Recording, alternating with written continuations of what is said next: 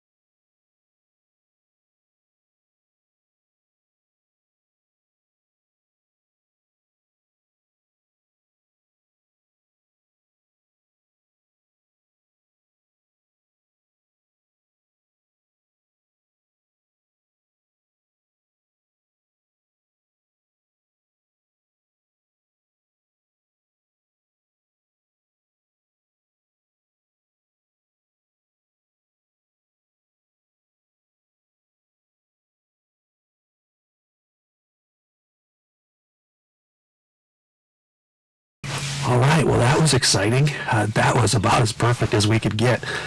I could hear that gobbler just outside of the blind here. He was drumming and gobbling. Unfortunately, for whatever reason, my microphone died, and I don't think you heard any of the gobbles as he was coming in. But the visuals were there, and he was strutting, and it was perfect. And honestly, it felt like a really good shot, so proof positive that I could pull my bow back. Matter of fact, I was holding that bow in a drawn position for probably 2 minutes, and I did okay. So the physical therapy is working, and I'm really happy with the progress that I've made. So I reviewed the footage, and you saw that turkey flopping around. I thought he was done. He went a little bit into the woods a little bit, and he wasn't falling down. I was really hoping for that. Now, when a turkey's strutting, remember, they have a lot of puffed up air, so you have a real possibility of hitting nothing when you shoot. But I was aiming just above where the beard was, which I was hoping to catch the neck. And unfortunately, despite him flopping around like he got a pretty lethal shot, I saw him kind of wander off, and that hen kind of stuck around for a little bit. So we're going to wait just a bit. I do hear another gobbler just over the ridge here, but I don't know if we're going to wait for him. I'm hoping that gobbler was just taking his last couple steps, because I can't see him anymore. So let's go check it out. All right, well, my broadhead deployed just fine, and looks like I got something. But we're going to have to see if we can find this bird. Hope we got it. Man, that was so close. We'll see. Well, I am not posing with that turkey, which means one thing. I did not make a good shot. I really debated even posting this video at all, because it's been a long time since I have not recovered an animal that I've shot at. And I want to make an ethical shot every single time for the benefit of that animal. However, I do think it's important to show that A, we don't succeed every single time, but B, it's so important to learn from your mistakes. And that's what we're going to go over real quick. This hunt almost had an awesome ending considering how everything started. Remember, we talked about the fact that I was heading to my blind that I'd placed out at another part of the property. When I got up there with plenty of time, I came to the area where it should have been, and my blind was gone. I mean, gone. The wind took it. It is still not found. I have looked everywhere. I threw my drone up. Nowhere to be found. I'm just kind of writing that thing off at this point. But I had to make a decision. Do I just pack it up and go home, or do I take advantage of the hay bale blind that I could easily walk to and hopefully get set up before the turkeys pitched out of the trees? So obviously you knew what I did. I got to that hay bale blind. And that's where really some of the challenges started. And honestly, as we've already kind of talked about earlier in the video, it's not really an ideal bow hunting blind. Sure, you can totally do it. It's more set up for a crossbow or for a gun, because the windows that you're shooting through are relatively small. Plus, for turkeys, I didn't want to get silhouetted, so I made sure that I only had my front two windows open. So that really limited what I was able to shoot and film with. But obviously, we had success. I was able to call in that turkey and that hen, and really everything was perfect. I got some good footage up until the point that I made the shot. Now, as I alluded to earlier in the video, I actually was super happy with, again, everything leading up to that, because I was holding back my bow at full draw for over 2 minutes. As soon as you saw that turkey come into the screen, I drew pretty quickly. Now, the challenge, though, is that I was literally in between those two window openings that you're looking at right now. And I had only a shot on the left window, because the right window is where my camera was facing out of, which isn't a real big deal. I still had an opportunity to do so. But part of my problem was, and I look back at it, is that I had to lean around the corner to really shoot at that turkey. Now, again, I was aimed right above the beard. You can see it right here, kind of where I was aiming, because when a turkey is in full strut, it is so super easy for you to shoot at that turkey, hit it, but not technically hit anything that's going to be fatal. And as I look back the footage even slower, as you see here, I actually hit to the right of where I was aiming. And it looks like I may have clipped the wing barely. And the way that thing was flopping around, I've never seen a turkey flop like that and not fall over dead shortly after. So it was kind of a surprise to me as well. But what it looks like is I may have barely just clipped right underneath the wing, and it was irritated enough that it started doing acrobatics, and it was very entertaining. But but at the end of the day, it didn't end up being a fatal shot. So the next thing, probably in my opinion, the biggest factor in my poor shot, in addition to not being able to practice as much as I wanted to. I did practice quite a bit with my bow. I haven't shot again for 6 months. I had that broken arm, and it was my first chance to shoot, which is great. But I have always shot 100 grain field tip points or broadheads.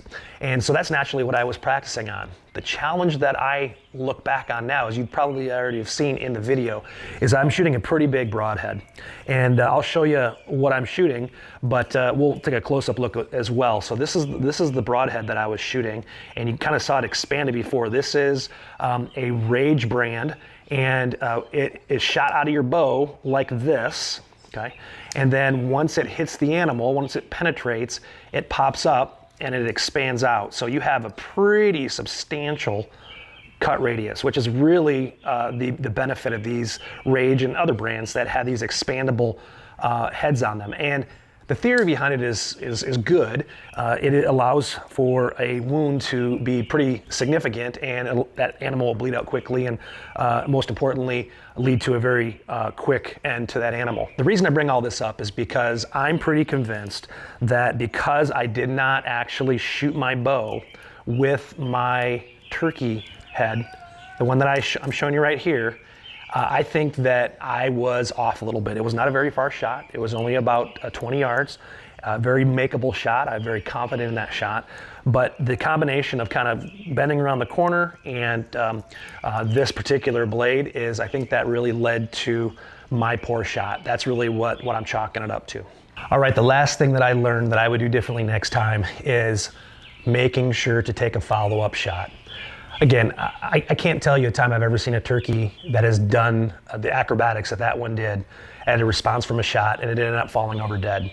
When it got back up and ran into the woods, and you see it must have hit a branch or something and just stood there. Actually, it was there for about almost 2 minutes. I had actually condensed it a little bit in the video, so it's even longer than it looks like in the video. I had every opportunity to put another arrow on the bow, draw back. It was probably going to be a 25-yard shot. Yes, I know there was brush there, but I probably would have been able to penetrate enough in there to follow up that shot. And so that's another mistake that I made that I won't do again. But again, it's something that you do to learn. I was hoping to get on camera, just seeing the whole process, and clearly it didn't happen. All right, so we summarized pretty much the things that I learned from that whole ordeal. And again, I was kind of bummed because once I went to look for that turkey, it was in pretty heavy brush kind of going down towards the creek, and it was pretty clear that the bird was nowhere to be found. Now, I can't know for sure, but a couple days later and a couple days after that, I started having another gobbler showing up on one of my trail cameras. And again, I don't know if it's the exact same bird, but I really don't believe that shot that I made was fatal at all. Probably pretty irritating at first, and again, kind of a bummer, but I'm really hoping that bird made it. And I'm hoping to go do some chasing before the season ends here. Unfortunately, I have some other things that we need to get done, so I'm not going to be able to get out to the woods as much as I would like to. But the bottom line is, if I go out and get a chance to go after this bird or another bird, you'll definitely see it. Well, that'll wrap up this episode. I certainly learned several things from my challenging hunt this time around, and that's why I posted it, because I want you to see the reality and maybe pass along a pointer that would allow you to have some success if you go out into the field and hunt as well. All right, thanks so much for stopping by today. I will be out in the field hopefully soon, and if I find some success, I'll definitely post that. Thanks so much for stopping by again, and I'll see you next time on Watch Brad.